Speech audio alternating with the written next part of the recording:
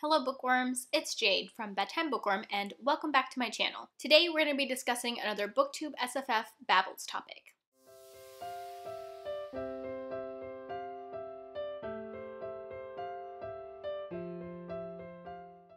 So today's Babbles topic is about genre benders. I had quite a hard time coming up with this list, not because I couldn't think of any, but because I could think of too many.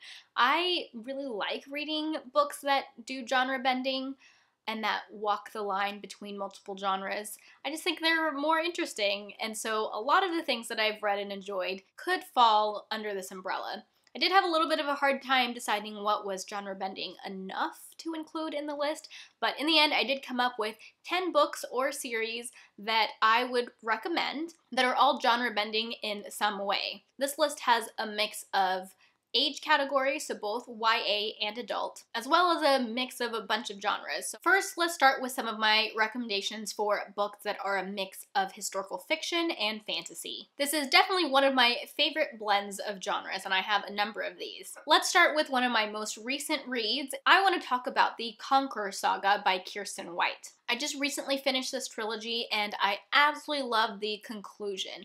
I did give the first two books in this series 4 stars, but the last book was a solid 5 stars. I loved it so much. This is like an alternate timeline historical fiction, so that's where the fantasy element comes in. So this trilogy is the story of Vlad the Impaler, but gender swapped. So Vlad the Impaler, if he was a woman, and it incorporates a lot of things that happened in our real history. It takes place during the Ottoman Empire, so it was a really interesting time period, I thought, to have the story set in. Other than the Vlad the Impaler but gender swapped part of it, it very much reads like a historical fiction. So it's definitely more historical fiction than it is fantasy, and there is definitely no magic involved. My favorite thing about this series are the characters. They are all so very complex, and they have really complex relationships with each other. I enjoyed seeing how the history part of the storyline played out, but my main draw to the series is the characters. I love them so much, and they have a lot of depth and complexity that I don't think you see a lot in YA fiction. Another trilogy that I can recommend because I've completed reading it is the Gold Seer trilogy by Ray Carson. This is set in a historical time period. It's set during the gold rush in the United States, but the main character has magic. Our main character is someone who can sense gold, which, as you can imagine, comes into handy during the gold rush, but is also kind of a dangerous skill to have. I really enjoyed this trilogy from beginning to end. I actually gave all 3 books 5 stars, which doesn't happen very often. I really liked the main character and the romance in these books, and I love the ideas that Ray Carson explored. She really tried to look at racism through a more modern lens, and we see during this time period a little bit of how Native Americans were treated, and also immigrants from China and other places, people who were coming to the US during the gold rush. And I thought the whole trilogy was great, and it has made me a lot more interested in reading more Ray Carson. Another book or series that is a mix of fantasy and historical fiction would be The Last Magician by Lisa Maxwell. There are 2 books already out in the series, and the 3rd book is actually coming out very soon, I think, but I've only read the first one. I gave that one 5 stars, and the only reason I haven't read the 2nd book yet is because the 3rd book, the final book, had a delay in publishing, so I kind of wanted to wait until we were close to having that one come out. This is definitely fantasy because there is magic. Magic exists in this world, but it very much has a historical fiction setting. The majority of the first book is set back in the 1920s, and that's where the historical aspect comes in. But this is also a heist story, which is a lot of fun. And I almost forgot to mention, but there's time travel in this book because, like I said, the majority of it is set in the 20s, but there is a current timeline as well. The way time travel happens in this book is a magical way of time travel and not a science fiction way of time travel. So you can see that this book really incorporates a lot of things from different genres, and it was one of the things that I loved about it, and I really need to reread this book so I can read the rest of the series soon. Another book I want to talk about is More Than This by Patrick Ness. I did only give this book 4 stars because there were a few things that were holding me back from a 5-star rating, but I did really enjoy this book. So I consider this one to be a genre bender because I think it's a mix of contemporary and science fiction. There are 2 different timelines, storylines going on that you read. I guess it's more accurate to say there are flashbacks to a different time. But it's about a main character who is gay, and so it is very much a coming out story, which you see through the flashbacks, but it's also a science fiction story. Basically, the premise is that Seth, one day at the beginning of the book, goes to commit suicide, so content warning for that. And after he kills himself, he wakes up in a house from his childhood that is completely empty, and he seems to be the only person alive. Or is he alive because he just committed suicide? I don't know. That's for you to find out.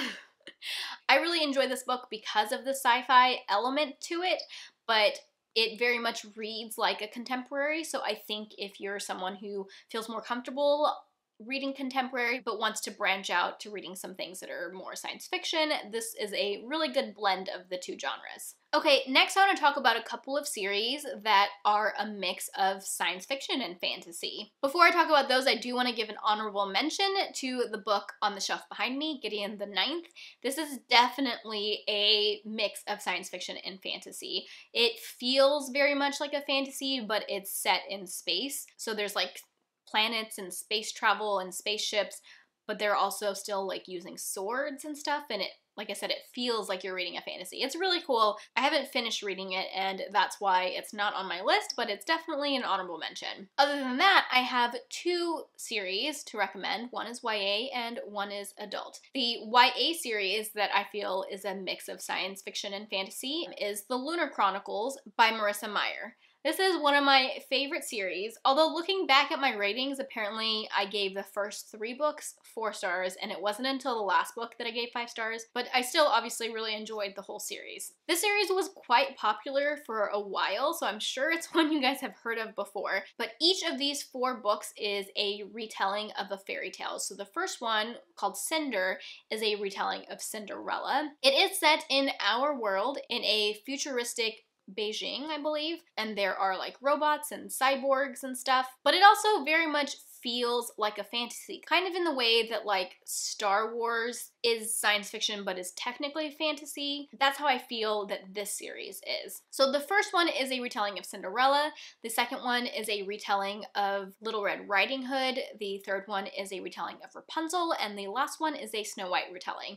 And I just love this series as a whole. I think that the way Marissa Meyer was able to turn these retellings into something a little bit different and tie them all together was just like really cool. And if you haven't checked out the series, I definitely recommend it. The adult series that I have that's a mix of science fiction and fantasy is the Queen of the Tearling series by Erica Johansson. This one, especially the first book, feels very fantasy. I feel like the science fiction element doesn't really come into play until more like the second and third books. And I can't really tell you what those science fiction elements are, because I feel like they're kind of spoilery, so I'm going to be very vague, but there is definitely a science fiction element to this, and the way those 2 things were incorporated was just like my favorite part of this whole series. I really love the series. I gave the first 2 books 5 stars. The third book in the trilogy, the final book, is definitely a polarizing book. There are a lot of people who don't like the way the series ended, like, at all, and think that it like ruined the whole trilogy for them. I didn't love the way that it ended. It wouldn't have been like the ending I would have chosen, but I also thought it made a lot of sense in the context of the story. So it didn't ruin the whole series for me personally, but I know it has for a lot of people. So it makes me hesitant to recommend it, but I do think there's just like so much good stuff here. I think Erica Johansson is a really great writer. I love the characters. I thought the story was interesting, and I just really love the way fantasy and sci-fi were put together in this series. So even though it has an ending that's a bit polarizing, it's still a trilogy that I recommend. Alright, I have a handful of books and series that I think mix the genres of science fiction and thriller. Honestly, when I was making this list, I wasn't sure if science fiction thrillers was like a known genre in and of itself. I feel like it kind of is, but at the same time, if you go into the library or if you go into the bookstore, there's not going to be a section that is sci-fi thrillers. For the most part, these are going to be shelved under the science fiction category, but I feel that they definitely have a thriller aspect to them. And I have found that this is like my jam. I love reading books that are a mix of science fiction and thriller. So if you have any science fiction thriller recommendations for me, please let me know down in the comment section. I'm going to start with the YA books. First, I want to talk about the Illuminae Files by Jay Kristoff and Amy Kaufman. I recently finished this trilogy off at the end of last year, I think, and I really enjoyed the series. I know it gets a lot of hype, and I don't want to overhype it for people, but it's definitely a unique series. The formatting, for one, is really different. It's like multimedia, I think that's what it's called. Basically, the story is told through like chat logs and video surveillance that has been transcribed, and there's a point of view from like an AI character, which is really cool. I would consider every book in this trilogy to have a thrillery feel to them.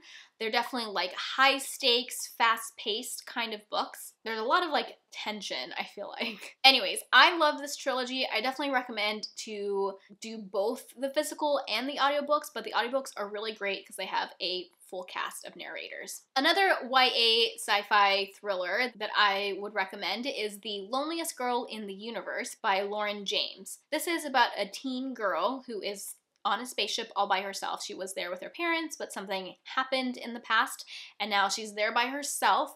This spaceship is traveling really far away to try and like put humans on a different planet. She has spent a lot of time by herself until one day the government or whoever's running her space trip tells her that they have sent another ship with another person on it to join her at the new planet. I almost wish that I could recommend this. I mean, I can recommend this book without mentioning that it's a thriller because I think that's a fun aspect to discover on your own, but I did know about the thriller aspect before going in, and I couldn't not mention that in this video because it's all about genre bending, and that's how it genre bends. I had a lot of fun reading this book. I remember listening to the audiobook, and I think the narrator is really great. Definitely recommend the audiobook. And I just remember at the end just like constantly walking around the house and like I was cleaning because I wanted to listen to this audiobook and find out what was going to happen, and I remember things getting pretty tense and exciting towards the end. Okay, an adult sci-fi thriller that I would like to recommend that I'm sure you guys have heard of, and I know I've mentioned it a bunch of times because it's one of my favorite books of all time, and that is Dark Matter by Blake Crouch. To an extent, his more recent book, Recursion, I would also consider to be a sci-fi thriller, but I think Dark Matter is definitely more thrillery than Recursion is, so that's the one that I'm choosing to highlight, but I do recommend both of them. Dark Matter is about a guy who has a family that he loves very much, and one day, while starting to cook dinner with his family, he runs out to the store to pick up something that they need, only to be kidnapped, and when he wakes up from being kidnapped, he's in an unfamiliar place surrounded by people who seem to know who he is, but he doesn't know them, and also his wife doesn't know who he is, and their son doesn't exist. So there's definitely a sci-fi element to this, which I won't specifically say. I feel like it's not really revealed until a good chunk into the book, which makes it really hard to talk about, but it is a sci-fi element that is like one of my favorite things to explore. I really love this book. I feel like it's very accessible to people who don't read a lot of sci-fi. I think the science fiction elements are explained in a way that most lay people would understand and enjoy. I just know that I was hooked from page 1 with this book. I mostly listened to it. I listened to it in basically 2 chunks because like I couldn't stop. And I feel like this is a really good book for people who don't read a lot to read because it's so fast-paced and action-packed and interesting, and the main character is like relatable, and I really love this one, and I had to include it on this list. Okay, the last book that I'm going to be talking about in this video is another fairly recent read. I read this in December, but it was one of my favorite books of last year, and that is Nosferatu by Joe Hill. I feel like Nosferatu is a really great combination of horror which is what I would primarily consider it to be, but also fantasy. It's a bit of a portal fantasy because there is this fantastical world called Christmas Land, but also the main character is able to travel magically to different places and things like that. So there is definitely a magical element, but it is primarily a horror book. I had so much fun reading this book. I highly, highly recommend the audiobook. It's narrated by Kate Mulgrew, and it's the first time I'd ever listened to her, but she is fantastic and really brought these characters to life. Definitely added a bit to the creep factor, I think. I thought this book did such a great job at blending two of my favorite genres.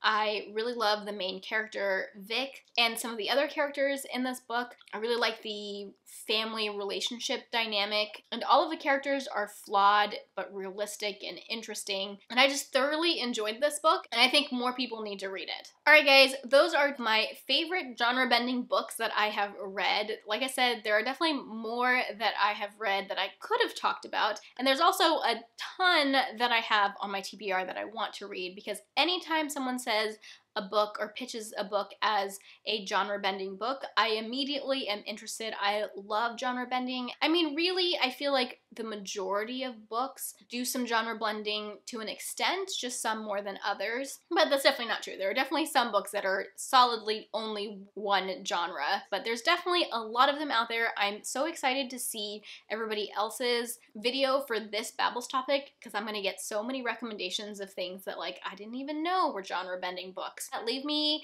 any recommendations down in the comment section of some of your favorite genre bending books that you have read. If you like this video, be sure to give it a thumbs up and subscribe to my channel for more bookish content. That is all I have for now. Thank you so much for watching, and until next time, bookworms, keep reading. Bye.